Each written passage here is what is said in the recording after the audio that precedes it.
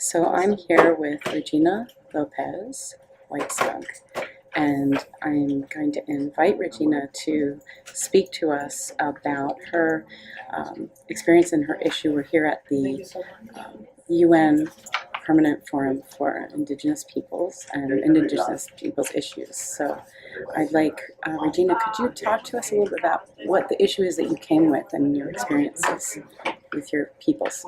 Yes, so I'm actually a member of the Ute Mountain Ute tribe, and I represent the Ute people and the voiceless, absolutely the voiceless, the many generations of people who aren't able to come out. But our biggest issue is with the land and how much our identity and what our Mother Earth has always provided for us.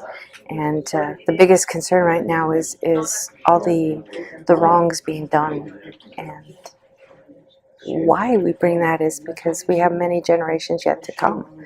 Today is important, but I think our grandchildren and our children thereafter are much more important, so they can have that same value of the land that are connected to our language and our history and the people that came before us. It's important that it's there.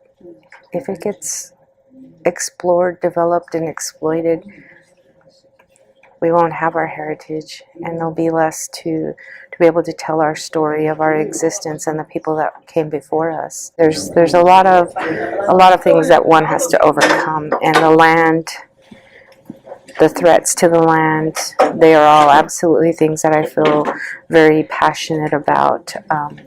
In our little region there, I shouldn't say little, the huge region there, we have a lot of threats.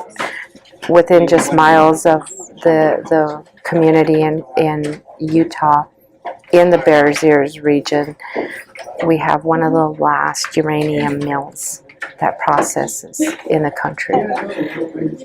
And it has caused a lot of health issues and is threatening the water table. You gave some staggering statistics today. And there's plans to explore for uranium and mine uranium they know is out there.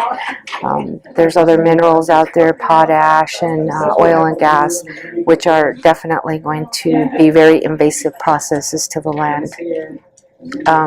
All, of course, are going to need some type of water supply, which is going to contaminate the one and only water table in that area. It won't just affect indigenous people, it's going to affect everybody. Anybody that's ranching, anybody that's farming, anybody that's just plain outright trying to live is going to be affected by the contamination of the water supply there. And in the Southwest, water is very precious because we don't have as much. We're not surrounded by water. And those are very, very precious elements to life. And as mothers, that's one of our duties and obligations, is to provide water to our people. And when we can't even do that in the daily duties, let alone in ceremonial opportunities, it will affect who we are.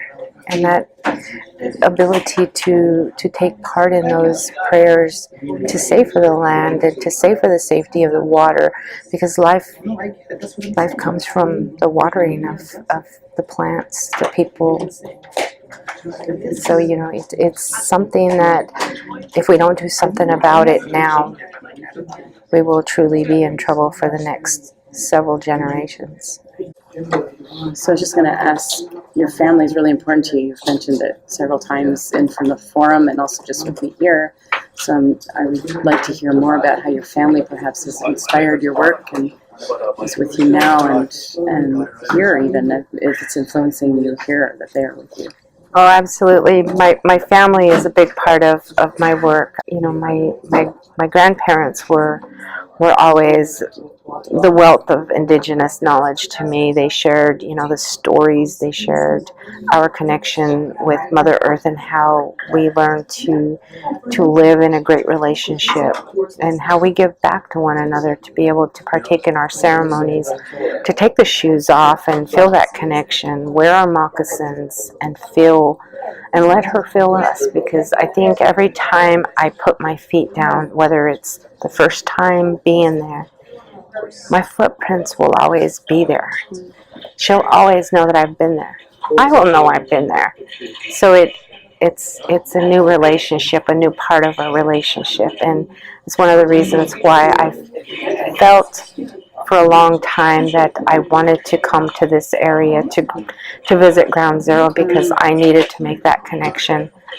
And one of the biggest things that I have felt of value is how one area can be revered as hallowed ground, but yet our indigenous homelands, resting places of our elders, can be desecrated and overlooked and disrespected and devalued.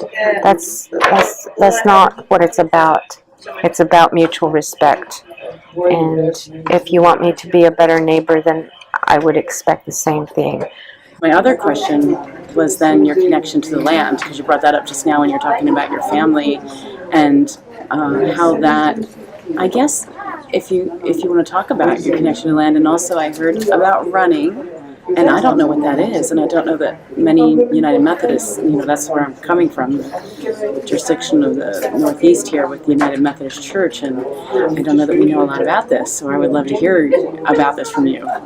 Well, our connection with the land is really fundamental. And prior to the coming of the horse or any vehicle or transportation, we had our feet. That's how we got around. We walked, we ran. From high points, we observed where the next person was, and if there was an important message that needed to be carried, we ran. We had runners that would go out, and this was very common for a lot of indigenous people, whether they were Hopi, whether they were Pueblo, Navajo, Ute, Paiute, we were runners. And out in the Southwest, that can be pretty tough on the feet. With the sand and the different terrain, it's something that takes a lot of endurance, agility, and utmost just the dedication to get it there, the message. And one of the things that running also is a fundamental piece of preparing one for ceremony. It helps prepare you spiritually, mentally, and physically.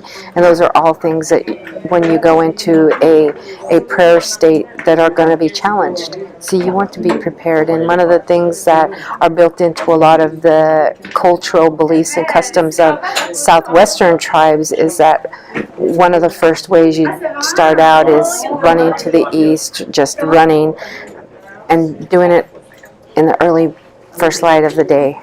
And so that's your commitment. That's your compassion and strength that you're going to develop to do it quick and to be back and get on with whatever duties and preparations that you're preparing for in the day.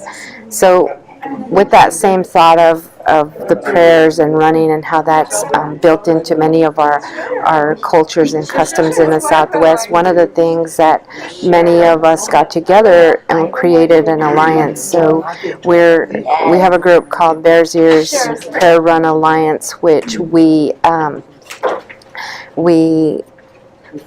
organized a prayer run from our villages and communities to Bears Ears, the area and region of where the two buttes are.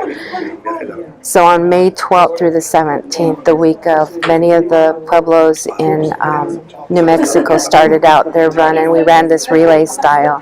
So we calculated over 800 plus miles collectively between many starting points from Flagstaff, Arizona, the Hopi Reservation, a couple of starting points, New Mexico, and then Colorado from the Ute Mountain Reservation. And we all just converged and took our prayers into the area and really made that connection through the act of running. So when we were sending out the message to the world, what we were doing, and call upon young people and other runners to come out and join us, we were doing this in prayer and solidarity, because we wanted people to know and understand that we're doing it because of our relationship with Mother Earth, and this is what our ancestors and our elders have done in the past. So it's a fundamental belief, custom, culture, and value of our people, and a great way to develop strength within our people, because we were really being challenged with policies that we were feeling we were not having a lot of voice in. And so we thought we would join in prayer, because that's the one thing that doesn't cost money. It doesn't cost me or anybody to travel into D.C. and lobby elected officials. We could just pray and keep faith that the right thing is going to happen. And that's what we did, and it turned out to be one of the greatest experiences. That was very eye-opening, and I identified an individual that I seen a spark of light in. Her name's Jasmine Felipe from the Acoma Pueblo, and we talked about it amongst each other, because she was one of the young people who stayed from the beginning and finished to the end, and we collectively talked about things, and she was willing to give her input. And we said amongst ourselves, if a person can feel that much compassion towards the land and why we gathered, then this person needs to be nurtured and brought forth. And so we felt that this was going to be a point of where some of us felt like we were almost losing hope in our young people, where she gave us that hope back. And so it honors me, because I communicated with her, and I told her, look at me as a mother. And so she, as a mother. And so, you're rich in family. And so here I am, a person who can guide another young person and help them become who they need to be. And she honored me back, and so she calls me her mother. And so I was honored to be able to come with her here today. Awesome. And we're going to hopefully get a chance to talk to her. Yes. Okay. Thank you. Thank you so much for taking time for me. No problem.